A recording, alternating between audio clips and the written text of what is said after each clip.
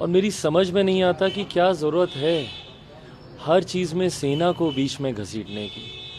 भाई कुछ ऐसी संवेदनशील विषय होते हैं जिसको ज़रूरत नहीं है ना आप अपनी राजनीतिक रोटियां सेकने के लिए उन विषयों को आप उठाएं।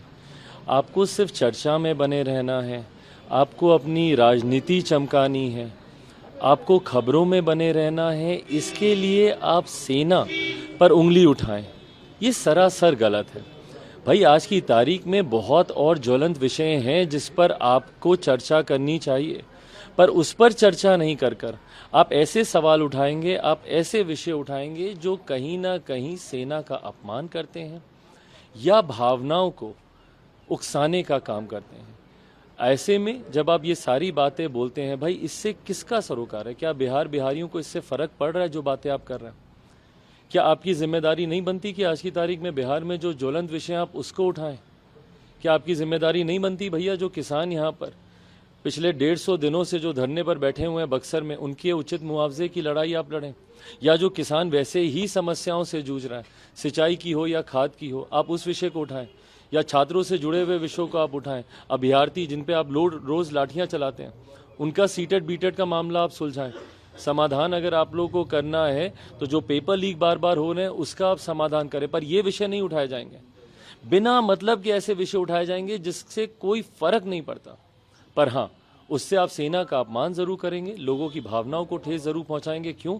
क्योंकि आपको सिर्फ चर्चा में बने रहना। ये पहली बार नहीं है, पहले भी उन्होंने कुछ कंट्रोवर्शियल बातें कही हैं, लेकिन उनको अफसोस नहीं होता अपनी बात का। बिल्कुल अफसोस होता नहीं है ना, क्योंकि उनको लगता है कि भाई उनका हक बनता है, अधिकार बनता है।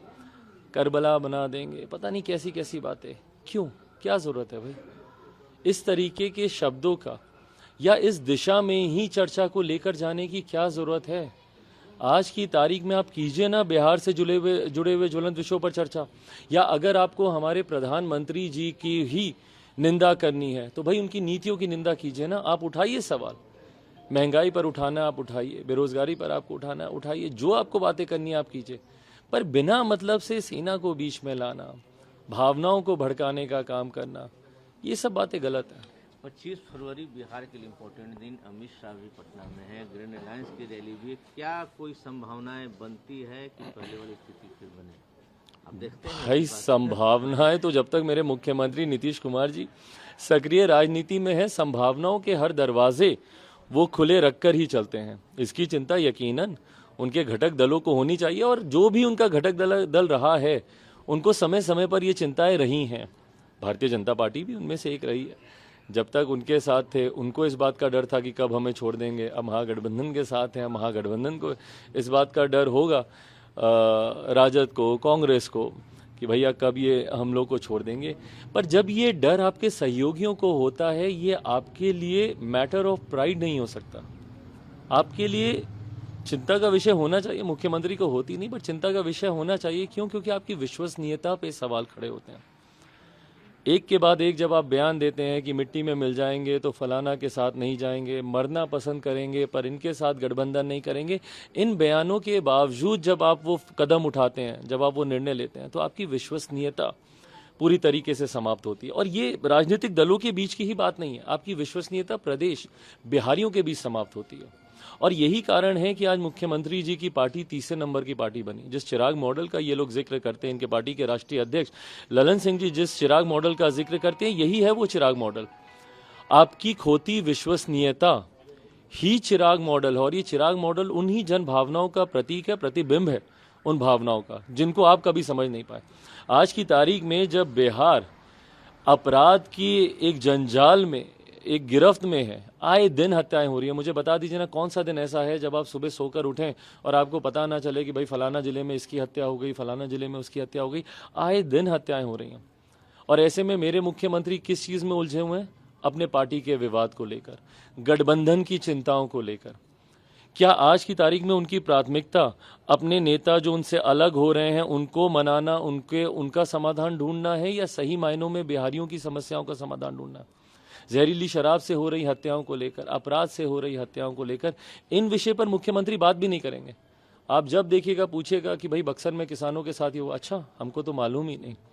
भाई यहाँ पर छात्रों के साथ हुआ, अच्छा हमको तो मालूम ही नहीं। फलाना जगह पर ये घटना घट गई, अच्छा हमको तो मालूम ही नहीं। तो भैया जब आपको कुछ मालूम ही नहीं रहता है तो काहे के लिए आप हैं हमारे प्रदेश के क्यों मुख्यमंत्री? बच रहे हैं सब बातों से वो? जवाब नहीं है इनके पास, जवाब नहीं है, समाधान नहीं है भाई। जो मुख्यमंत्री समाधान यात्रा पर निकले हैं उनके पास समाधान है ही नहीं किसी समस्या का। बताए ना, बढ़ती बेरोजगारी, बिहार से जो पलायन हो रहा है, 2005 से ये बोल रहे हैं भैया कि हमारा सपना है जो पलायन कर कर जो बिहारी दूसरे प्रदेशों में गए हम उनको वापस लेकर आ जाएं। जो मुख्यमंत्री पिछले 20 सालों में अपना सपना नहीं पूरा कर पाए, क्या वो बिहारियों के सपने को पूरा कर पाएंगे? बताइए क्या समाधान है पलायन करके जा रहे? भाई हम जब भी दूसरे प्रदेशों में जाते हैं, कितने बिहारी हैं जो आकर हमसे मिलते हैं, दूसरे देशों के बिहारी हैं जो आकर हमसे मिलते हैं। और कौन छोड़कर जाना चाहता है अपने घर परिवार को? पर आपके पास समाधान नहीं है ना। आज की तारीख में भैया जिस सरकार का सरकारी एजेंडा, सरकारी योजना ही नली गली बनाना हो, उस प्रदेश में विकास की कोई और योजना पे कैसे चर्चा होगी? इनके गवर्नमेंट एजेंट सात निश्चय है क्या? नली गली बनाना, नल जल, हर घर में नल का जल पहुंचाना। तो ऐसे में IT job, IT sectors, industrialisation, इसकी बातें कौन कर रहा है? पर कैपिटा इनकम कैसे बढ़े, उसकी बात कौन कर रहा है? बिहार एजुकेशनल हब बने ताकि छात्रों का पलायन रुके, उसकी बात कौन कर रहा है? तो एक ऐसे मुख्यमंत्री जिनके पास विजन ही नहीं है, सैचुरेशन पर है मुख्यमंत्री, इनकी सोच की सीमाएं यहां पर समाप्त होती हैं। बिहार के विकास के लिए इनके पास आज की तारीख में कम से कम कोई रोड मैप नहीं बचा।